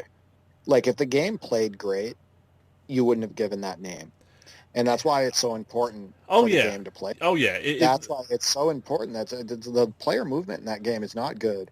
In NBA Live 09, PS2, you don't have the same control over dribbling. There's a huge delay when you try to execute dribbling moves. Like I said, there's forward momentum. The game just pushes you into certain directions. You don't have the same control. So inexcusably sloppy is mainly based on gameplay. And that's why 2K18's sloppy gameplay got the reaction that it did. It's not because 2K18 lacked depth. It's not because it lacked depth or lacked features that people wanted. Really, it was more of the fact that when you got onto the court, it was sloppy. Yeah. I mean, the term I would use for 2K18 is inexcusably greedy with the paid haircuts and everything, but that's another story. I mean, that and the bugs with the sim engine that weren't fixed. There was a lot of things, a lot of legacy issues at that time that it was clear that version was being phased out. And they did put some effort into it, but it was as much effort as an afterthought was going to get, and which is to say not much. But it was a pretty disappointing release. Not surprised that it was the last release for PS2 for NBA Live. PS3, 360, and of course Live 10 was a pretty damn good game in many ways. Although it also had a problem with the sim engine in Dynasty mode as well. That's a topic for another time. But yeah, I would say inexcusably sloppy. Makes sense to me. So thank you for the question, and hopefully NBA Live 09 is not a favourite of yours that we've just been trashing and jumping on it, but that is their honest opinion, obviously, and it's often the way it goes with a prior gen version, and this kind of leads into Segi Navare's second question this week, which is: do you guys tend to continue to buy newer sports titles on old gen when they came out, such as 2K6 through 2K12 on PS3 or 2K15 to 2K18 on PS3? So again, continue to collect on that prior gen when we have a new gen console to play with. And for me, Derek, it depends. Sometimes I have. And of course, there's been with 2K14 and now 2K21, the PC version has been that prior gen port rather than the new gen port for that first year. So in that respect, I've had the prior gen version.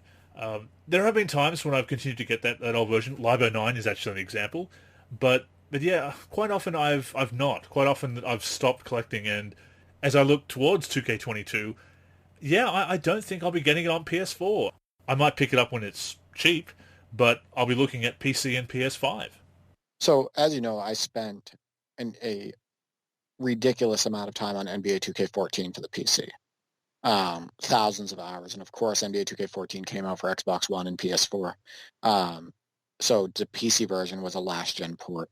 And the reason I spent so much time, we alluded to this earlier on the podcast, the reason I spent so much time on NBA 2K14 for the PC is not only for the modding capabilities, but just because it was a fully featured game.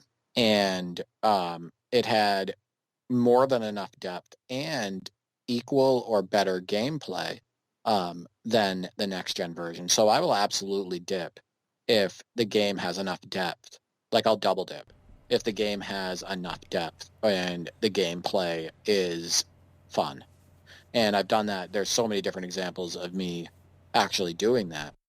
In the past, a game like NBA Live 06 is one of them, where I have both versions, next gen and what was the current gen, at the time. So, yeah, I mean, where it stops for me is with, like, I have them now, but at the time I didn't get like NBA 2K15 for PS3 because NBA 2K15 was fully featured for next gen and the gameplay was better, right? So like I didn't get NBA 2K16 for PS3 or 2K17 for PS3 at the time and all of that stuff because I really enjoyed the next gen product and it came with the graphics, gameplay, and depth that I wanted. So I think that's what it comes down to for me. Yeah, I'm the same way. I have gone and got 2K15 for PS3 more recently. 2K16 onwards, I believe it did started to definitely become an afterthought, and it wasn't getting the same kind of effort. I think a lot of the well, sorry, which versions did you say you have? You have 2K16, 17 on PS3. I have them all now. Have more now? But at the time I didn't. Yeah, because for collecting. Yeah, so To look at them. Yeah, they're interesting to look at. Absolutely, I've collected from that, but at the time I did stop getting it on most of those platforms. For 2K16, 17, 18, I've played 2K15. I haven't played those ones. I have heard that a lot of the rookies are just very bare bones, almost generic faces. Is that the case? That a lot of the rosters is just very not a lot of effort put into them. It's a lot more copy and paste. I'm not sure I'm going to 100% agree with that, because I actually put on like 2K17 and 2K18, and a lot of the rookies, not only do they have the faces for a lot of the rookies, but they also have next-gen versions converted. Okay. For faces. Okay. So I've heard wrong there. I think it was. Yeah, there's more effort, and I mean they changed like the edit player screen and all of that stuff. Like there's a little bit more effort than people like to say there is. I think from a gameplay perspective, I think it's really just an extension of NBA 2K14 PC and 2K14 PS3. So they really didn't expand much on the gameplay. So I think that's where you can knock it. Right. But the content is actually pretty up to date. Well, the content of those seasons. Rosters, yeah. I mean, for the most part, I mean, you're missing the new classic teams. Like what they have is they still only have the classic teams from memory. They only have the classic teams that are from NBA 2K14. So it doesn't. Right. It stops at like the Sixers or Lakers or whatever in 01. And no all-time teams for 2K18 and things like that. Right. No all-time teams and stuff. So I agree.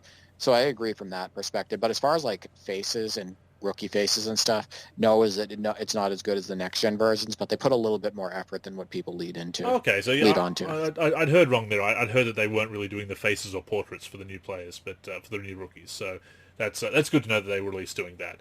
But as you say, you're not really getting the innovation with the gameplay, etc. Maybe that changes for PS4 and X1, but I mean, I haven't touched the PS4 version of 2K21 in months now. I think it's been at least a couple of months, and I think I only fired it up to get, or maybe when the last patch came through, just so that I had the patch and just went into it to get the rosters updated as well.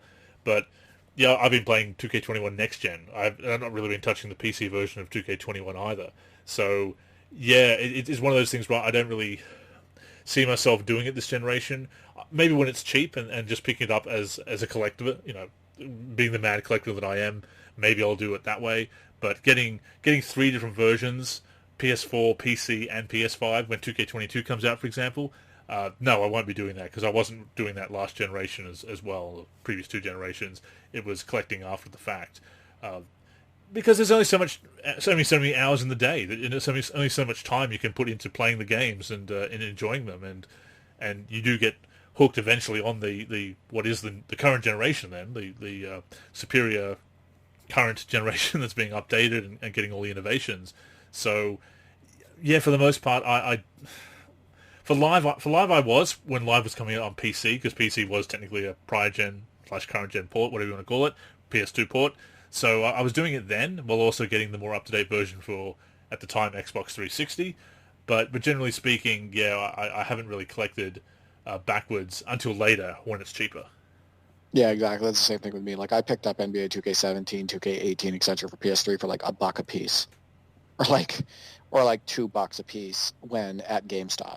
It annoys me when I see it on eBay prices, and I'll see it going for 50, 60 Australian dollars, and I'm thinking, this is an old game, and it's not a rare collectible. There are a lot of these made, even the prior gen versions. It's ridiculous sometimes. You'll see a lot of games there. I mean, there's those sealed copies of NBA 2K10 PC, which was not a rare game, but because it's a sealed game because of Kobe's passing, they're trying to get $1,000 for it. Which I, as I said in my Friday 5 article, I find it a bit distasteful, quite frankly, on top of everything else. But there's no way I was spending $1,000. 2K10's a solid game, but it is kind of a collector's item, obviously, with Kobe's tragic passing. But I'm not spending $1,000 US on it, quite frankly. Yeah, exactly. That's absolutely ridiculous. That's I mean, I gouging. have the Legends edition. I have the Legends edition of NBA 2K17. That's like me peddling it. Yeah, You're like, hey, Kobe's on the front, you know. So yeah, it's a bit gross, but sometimes they will put with a higher price because it's old. Like, yeah, but they're very common. The annual releases are very common. An NBA Elite 11, an unreleased game, yeah, that's going to be more. The college games, which were are in high demand because they're collectibles now, and there were less copies of them because they're North American exclusives. You can understand them being a bit more expensive. Uh, a Scottie Pippen, Slam Studio Scottie Pippen for PC, complete in box, $80 Australian. Pretty much a steal considering they're going for $150 to $200. But an NBA 2K15 or NBA 2K16 for PS3 or Xbox 360, and you're trying to get 40, 50, $60 off that, it's not that rare. It's not that rare, people. no, I can find that in a local GameStop easily. So Yeah, yeah, that's absolutely ridiculous. definitely Not shop used. around. Yeah, don't pay eBay prices Not, for excuse like me. that. Yes, used. Yeah, I mean, it's used, but I still can get it. Like I can get it whenever I want. So yeah, I mean, sometimes those copies are new and sealed, and I know that anything that's new and sealed, the quality plus the rarity of it being new and sealed makes it a kind of a collectible. So yes, you sometimes pay more for new and complete and sealed in box, etc. But even so, for a game that old, it's we talked about this before. The digital copies, how they don't come down in price, even though that once their service gets shut down, they lose half of their features. So yeah, trying to sell old games at that kind of premium when they're very common games and not collector's items. As a collector, I will not give you my money for those. yeah, exactly.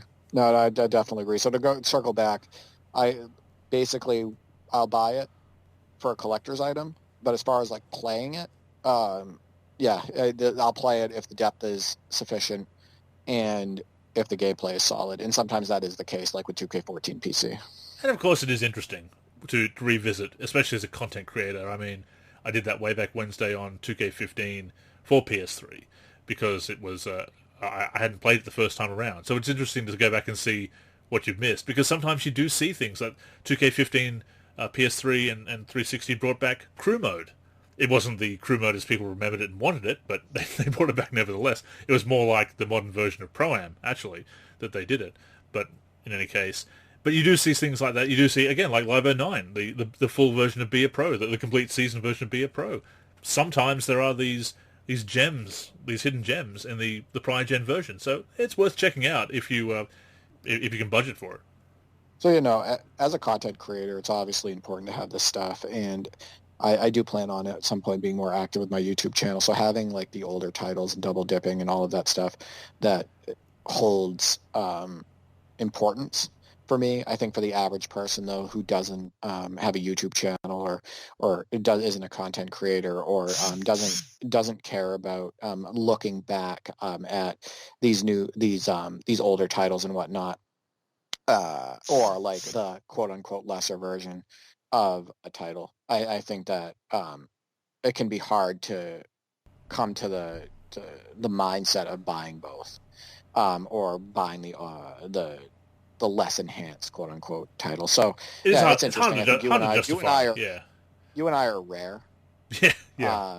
One So way of putting it. answering that question, yeah, exactly. So answering that question is more of a personal answer, and more of an answer that really caters to like our style of playing and But collecting. it's fun to reflect upon. And of course, you do have to be that avid collector to really, or a content creator who was into exploring the past like that to really get into it. But it's interesting. I think probably a few people have double dipped like us. I'm sure we're not alone. We may be rather extreme in our collecting, but I think certainly people do get that. And if you don't if you if you don't upgrade to the new console straight away, that's another thing. You may not get the new version right away either.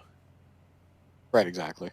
I think we're in a good place though as far as getting new basketball titles, and I want to say that because I do think that NBA Live is coming back. So whether they come back on PS4, that's going to be a question mark. I think that if they do come back, maybe they will release one. But my guess, and I said this on a prior podcast, is I don't think they'll release for PS4.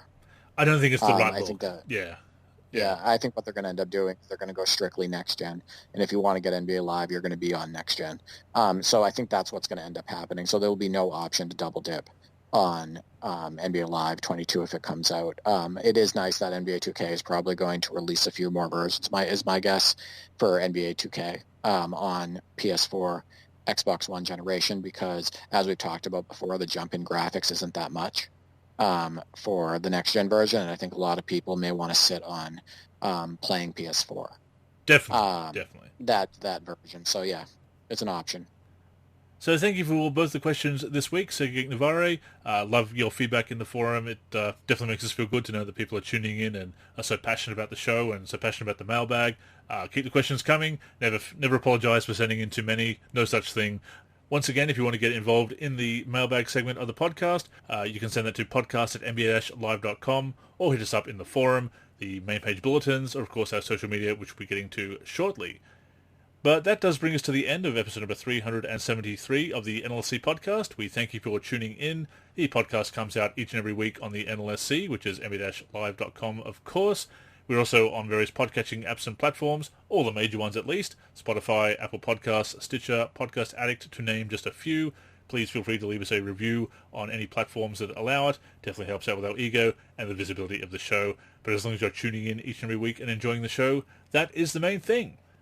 And as we wrap up here, Derek, let's promote our socials and any other final words for our lovely listeners.